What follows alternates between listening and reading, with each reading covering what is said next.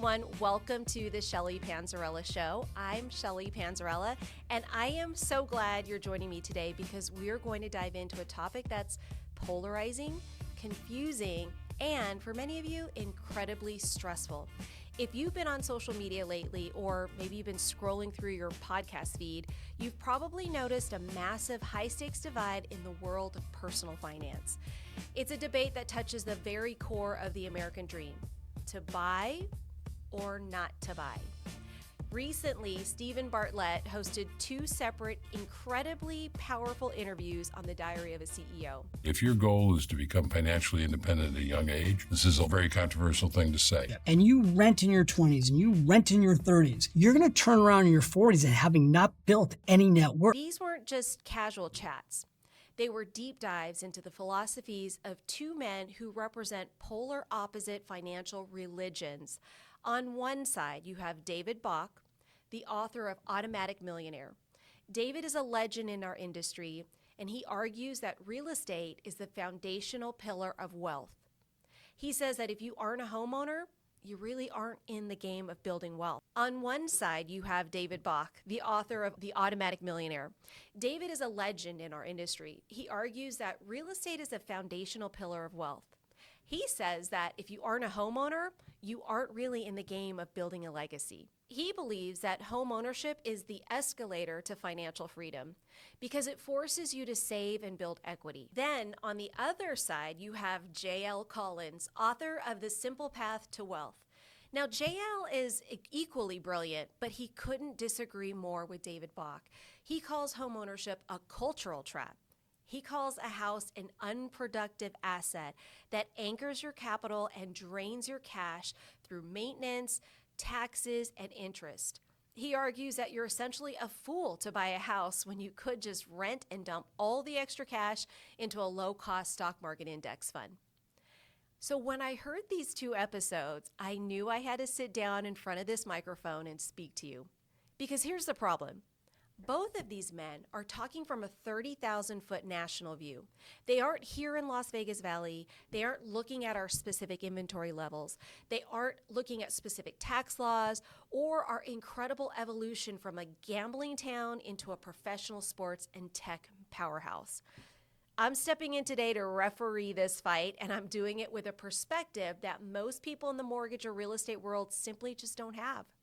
I've been in this industry for 27 years, and I was here from the dot-com boom, and I was in the trenches during the 2004 peak, and I survived the 2008 crash, and I've seen thousands of people build multi-million-dollar legacies through one single home.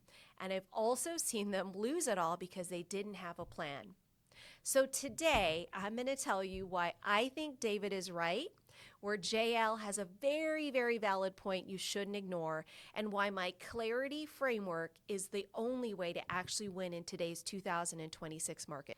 We aren't just talking about math today. We're talking about life, your family, and your future. Let's get into it. So to understand why I feel so strongly about this, we have to look back. You see, a guru can look at a chart from their office in New York or California, but I've looked into the eyes of families in this city through every cycle imaginable. When I started in the business 27 years ago, Las Vegas was a completely different world. We were the entertainment capital, sure, but we didn't have the Raiders, we didn't have the Golden Knights, go Knights go, and we were a city that people just visited, but rarely invested in for the long term. But I saw something different. I saw families planting roots in Summerlin and Henderson. It truly was just nothing but dirt and paved roads. I saw people building lives. Then came the early 2000s. I remember being in the office in 2004. It was like a feeding frenzy. People were buying 3, 4, 5 homes with no documentation and zero down payment. The national gurus back then were saying, real estate will never go down. They were encouraging all of this madness, and we all know how that ended. It was a very dark time in our city. 2008 was probably the most sobering time of my career. Vegas was one of the hardest hit cities almost anywhere in the nation, and I watched neighbors walk away from their keys. I saw for sale signs turn into foreclosure signs on every single block. If you were a renter then, you probably felt like a genius. And if you were a homeowner, you probably felt trapped. But here's the perspective only 27 years can give you. I watched who recovered. The people who stayed, the people who had a why that was bigger than their equity, they didn't just recover, they thrived. And when the market came roaring back in 2012, those homeowners saw wealth creation that no stock market index could match. They had a fixed housing cost while rents in Las Vegas began to skyrocket. My 27 years has taught me that market crashes are temporary. The cost of waiting to own your own piece of earth is often a permanent loss. You have to be able to see past the immediate horizon. And I want to get personal for a moment. Even for myself, I purchased my own home in 2004, and that was at the peak of the market. If I had listened to a spreadsheet or a guy like J.L. Collins back then, he would have called me a victim of the crash. On paper, I was way underwater, but I wasn't an investor sitting in a high rise. I was a mother in a safe haven while the headlines were screaming about negative equity and the housing bubble burst. My daughter, Sydney, my husband, and I were making memories in our home.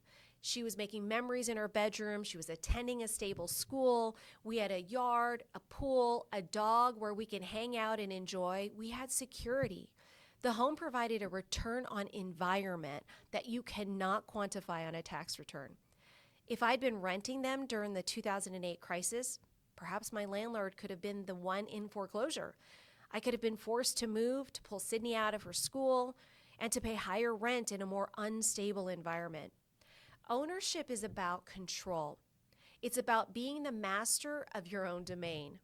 This brings me to the first and most important letter of my clarity framework, C. Connect to your why. I recently worked with a couple, Sarah and Mike. They were absolutely paralyzed by the news. They had spreadsheets, they were watching every YouTube influencer, and they were convinced that buying at 6 or 7% interest rate was a mistake. They had been renting for 8 years, and I finally sat down with them and said, let's just forget the interest rate. Why are you even in my office today? Sarah started to cry. She told me they'd been putting off starting a family for 3 years because she couldn't imagine bringing a baby home to a third-floor apartment with a shared laundry room and no yard. Their why wasn't a 6% interest rate. It was a nursery. And once we found that nursery, the math became a tool to solve a problem, not an excuse to stay stagnant. Today, they have a 2-year-old playing in their backyard and over $50,000 in equity. The why was their anchor, and without it, the gurus will blow you away every time the wind changes. J.L. Collins calls a house a drain because of maintenance, taxes, HOA. He loves to talk about that $10,000 air conditioner repair. And look, I get it. Repairs aren't fun. But after 27 years, I don't call them drains. I call them operating expenses. When you rent, you're still paying for that AC unit. Your landlord isn't a charity. They have factored every repair, every property tax increase, and every insurance hike into your rent. You're paying for their maintenance, but are getting zero of the tax benefits and zero of the appreciation. The technical truth, we manage these costs. In my practice, we teach clients to use home warranties. For a few $100s a year, you have a policy that covers your major expenses. When the AC goes out in our Las Vegas 115-degree weather, you aren't paying $10,000 for your AC. You're paying a small service call fee. We also set up what I call a maintenance reserve. I teach my clients to set a small percentage of the home's value per year into a high-yield savings account. In Vegas, your home isn't a drain, it's an asset that requires a budget. There's a massive psychological difference between being drained and being prepared. And let's just talk about our city. Las Vegas has completely evolved. We aren't just a town of transients anymore. We have the Raiders, the Golden Knights, soon to be the Athletics on the way, the baseball team. We have major industries and professional headquarters moving here every single month. And when people move here from California or Washington, they aren't camping, they're planting roots. Our equity growth over the last 27 years has consistently outpaced the national average. In a city growing this fast, the cost of waiting for a better market is usually the most expensive mistake a first-time home buyer can make. Now, let's talk about the how. If you're feeling priced out in 2026, you're listening to the wrong voices. You don't have to do this the old way. First, the 20% down payment myth. After 27 years, I am so tired of this myth.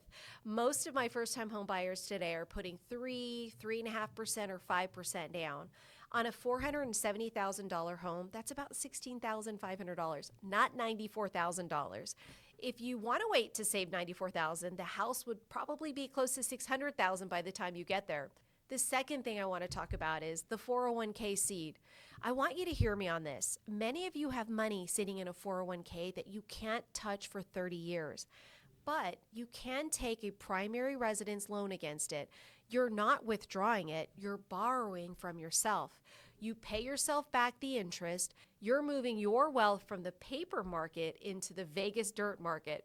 It's one of the most underutilized strategies in my toolbox, and it can be the seed that grows your entire legacy. The third thing to think about is house hacking. In 2026, the solo buyer may be a rarity. We're seeing a massive shift towards strategic partnerships. Imagine this, you buy a 3-bedroom home, your mortgage is $3,000, you rent 2 of these rooms to friends or family for $850 each, your buddies get a great deal or your family gets a great deal, and your net mortgage payment is now $1,300. That's cheaper than a 1-bedroom rental, right? While you're living for $1,300 a month, you're gaining 100% of the appreciation. You're house hacking your way to wealth. You don't have to carry the mountain alone. You just need to get on the mountain. Now, I want to pull back the curtain on how a home actually makes you wealthy. It isn't magic. It's a machine with 3 gears. Gear 1 is principal reduction. This is your silent business partner. Every single month, a portion of your payment pays down your loan balance. It's a forced savings account. While your renter neighbor gives 100% of their payment to a landlord, you are clawing back a piece of your home's value every 30 days. Gear 2 is the appreciation leverage. This is the secret sauce. If you put $15,000 down on a $500,000 home and that home goes up by a modest 4%, you just made $20,000 in equity. You invested $15,000 to make $20,000. That is a 133% return on your money in a single year. You can't get that in a savings account. Now here's gear 3, the move-up strategy. You don't have to live in your first home forever. In 5 years, when your life changes, you don't have to sell. You turn that first home into a rental property. Now, a tenant pays your principal and you receive monthly cash flow while you move into your next dream home. This is how first-time homebuyers become multi-property investors. It all starts with one intentional strategic purchase. So when the gurus are shouting and the headlines are scary, I want you to come back to these 7 letters. It's the Clarity Path, CLARITY.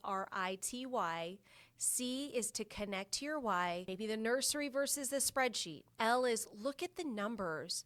Is partnering to purchase a home, maybe a 401k, use your specific math. A is to assess the market, recognizing the Vegas growth.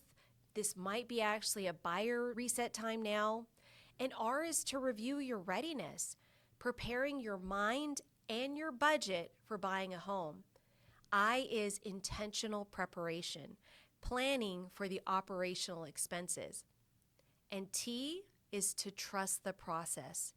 Listen, it worked for 27 years. It's going to work for even longer.